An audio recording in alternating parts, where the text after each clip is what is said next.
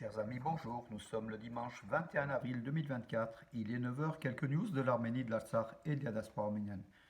21 avril, nous sommes à 3 jours donc du 24 avril du 109e anniversaire du génocide des Arméniens qu'on commémorera dans toutes les villes de France où il y a une communauté arménienne, également à Valence. Voilà, donc à Valence, avec le programme établi par le C24, le comité du 24 avril Drôme-Ardèche, qui organise donc le 23 et 24 avril ces commémorations du 19e, du 109e anniversaire du génocide des Arméniens de 1915. Donc 23 avril, veillée à 19 h devant la stèle du génocide. Ensuite, le 24 avril, donc rassemblement Parc Chouvet, monument aux morts, donc avec la cérémonie officielle de la Drôme, de la préfecture de la Drôme, réalisée par le préfet de la Drôme avec la mairie de Valence. Voilà pour cette journée nationale de commémoration. 18 h, rassemblement kiosque Péné. 18 h 30, départ défilé du défilé à travers les boulevards de Valence, la partie piétonne. Arrivé par la rue d'Arménie, place Jean-Manouk Stépanian, devant la stèle du génocide de Tauros. Discours officiel, et puis après donc le dépôt de gerbes et prière. Voilà donc le programme. Ensuite, vous le voyez à la fin, donc 20 h 30, église Saint-Sac de Valence avec un concert des chœurs de Privas. Donc le concert des chœurs de Privas que vous voyez, donc l'affiche est là, donc je l'ai édité.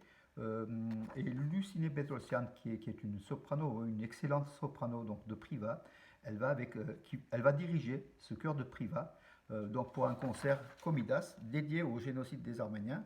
Voilà donc l'affiche, donc à 20 h 30, entrée libre. Ça sera donc après la cérémonie donc du 24 avril, dans le cadre justement des manifestations du 24 avril.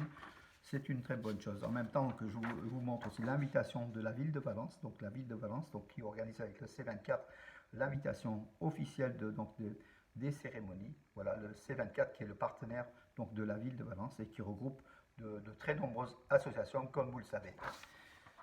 Voilà qui est dit. Mes amis, donc l'information donc hier, c'est les déclarations de Pachinian qui a affirmé avoir conclu avec l'Azerbaïdjan un accord frontalier, notamment dans la région de Tavouch, de ces 4, enfin c'est des chiffres, c'est en fait 4 villages arméniens et des villages azéris, donc au niveau du tracé territorial a été établi, figé et validé tant par Yerevan que par Bakou. Voilà.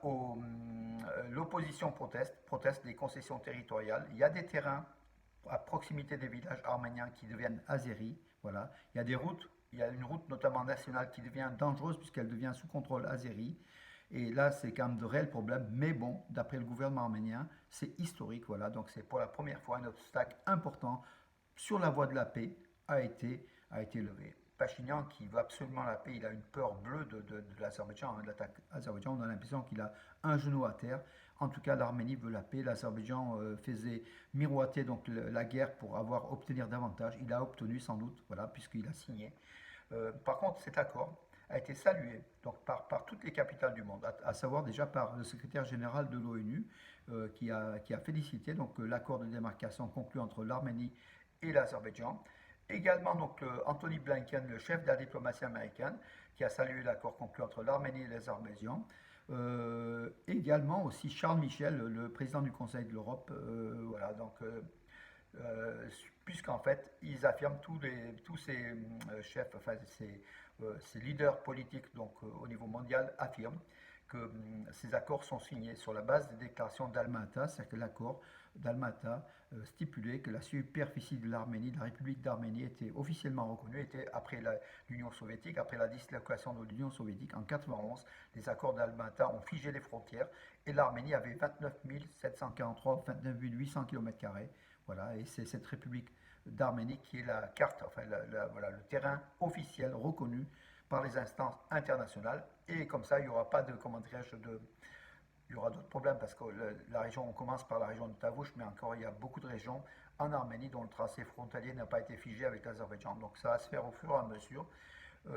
On espère que ce n'est pas au détriment de l'Arménie et des Arméniens. Nicole Pachinian qui a affirmé que l'enclave arménienne d'Azvachan, une grosse enclave qui est du côté en face de la région de Kheralkounik, mais qui est en Azerbaïdjan, occupée par les Azéris, donc cette enclave d'Arzbachen, où il y avait 5000 habitants hein, à l'époque où ça a été envahi par l'Azerbaïdjan, va redevenir arménienne. Voilà, donc on attend, on attend. Hein. Donc ce sont des promesses de Pachinian, mais aujourd'hui on veut des actes que Arzbachen. Et comment faire devenir à l'Arménie, puisque c'est une enclave.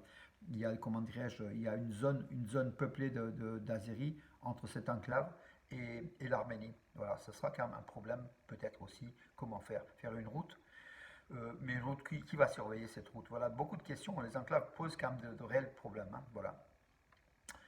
Que dire d'autre, mes amis? Oui, Nicole Pachinian était hier dans la région de Lori, donc Lori, au nord de l'Arménie, qui est frontalière de la Géorgie. Hein, donc voilà, avec pour capitale Vanatsor. Il a visité des écoles, des centres de sport, parce qu'il y avait été il y a plusieurs semaines. Il avait fait comment dirais-je, des remarques importantes sur l'accord, le budget de l'État arménien qui accorde pour des constructions d'écoles, des gymnases, de lieux, quoi, de lieux de public. Et il a vu que les travaux étaient mal faits. Tout simplement, il a même viré comment dirais-je, le préfet de la région de Lori, en fait, le gouverneur. Là, il est revenu pour refaire un peu le chef des chantiers, donc voir oui, l'ingénieur qui va voir les. On se demande si c'est à lui de le faire. Est-ce que c'est au Premier ministre d'aller, une fois que le budget de l'État a été accordé, est-ce que c'est le Premier ministre arménien qui doit aller faire comment dirais-je, l'inventaire de ce qui a été fait par rapport au budget accordé, puis par rapport à la qualité des travaux menés? On pense que ce n'est pas au gouvernement à faire, c'est aux fonctionnaires de le faire. Voilà. Par contre, Nicole Pachinian, peut-être pour se mettre en exergue ou pour dire que c'est lui le chef, il fait le contrôle. Voilà, il dit ça c'est bien fait, ça c'est pas bien fait. L'Arménie est une république, devrait avoir les moyens d'y déléguer dans les régions justement, une fois que le budget a été accordé, un suivi des chantiers, un suivi gouvernemental des chantiers, et ce n'est pas le chef du gouvernement qui doit aller faire ses critiques ou ses félicitations. Là, il a été satisfait, donc il a été presque satisfait, donc Nicole Pachinian, qui est arrivé en hélicoptère, en fait, il se déplace désormais même dans la région de Davouch, quand il prend Yerevan, donc Yerevan Ichevan ou dans la région de Davouch, ou Yerevan Vanatsot, chef-lieu de la région de Lori, se déplace en hélicoptère. Voilà, il était arrivé donc, en hélicoptère et puis il a fait son petit tour donc, C'est une bonne chose pour l'Arménie de chercher la qualité et puis, si vous voulez, la dépense juste du budget accordé, qu'il n'y ait pas de vol, hein, qu'il n'y ait pas de corruption, ce qui est quand même important, surtout sur les chantiers, hein, dans tous les pays du monde. Hein, il n'y a pas que l'Arménie qui est concernée. Mais bon, là, moi, je pense personnellement que ce n'est pas à Nicole Pachinian d'aller faire le chef de chantier, de vérifier. Voilà. Ceci dit, c'est plutôt bien pour l'Arménie, c'est plutôt, comment dirais-je, les chantiers avancent, et c'est vrai que l'Arménie se modernise avec des normes européennes, des normes internationales, et c'est peut-être ça que Pachinian veut garantir, les normes internationales dans la construction, dans les éléments donc, liés à la République d'Arménie, c'est une bonne chose, voilà, et que la corruption soit un petit peu montrée du doigt, donc, et ce fut le cas, voilà.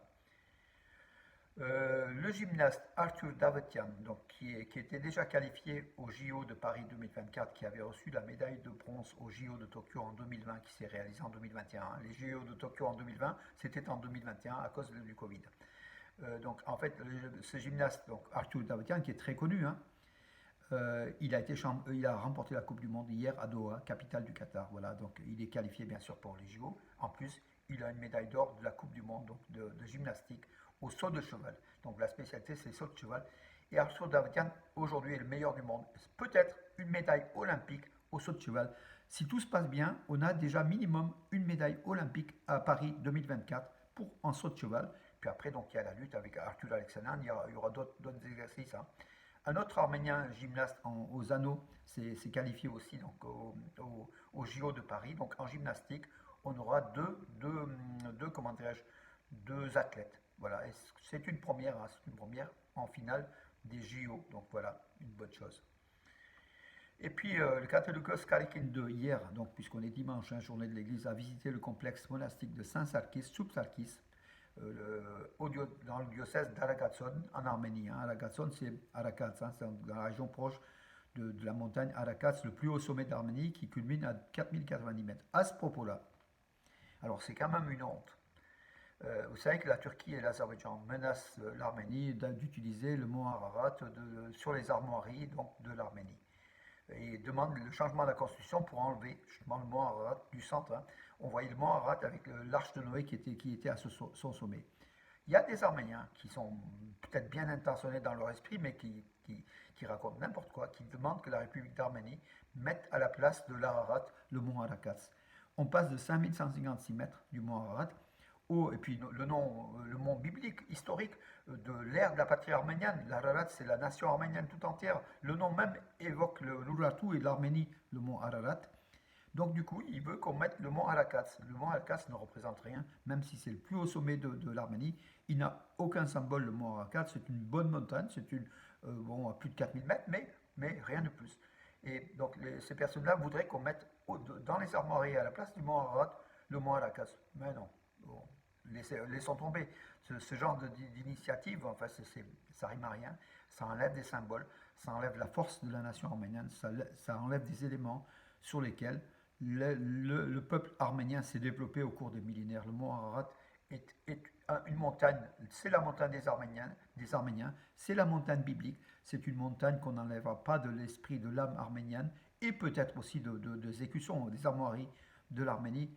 Moi, je suis en tout cas, comme beaucoup de citoyens d'Arménie, je ne suis pas citoyen d'Arménie, hein, par contre, je suis citoyen français d'origine arménienne, mais j'ai des idées sur l'Arménie comme tout le monde, hein, comme vous tous. Je pense qu'il ne faut pas enlever le chemin des armoiries, le mont Ararat. Si on enlève le mont Ararat, c'est comme si on enlevait notre âme, l'âme arménienne.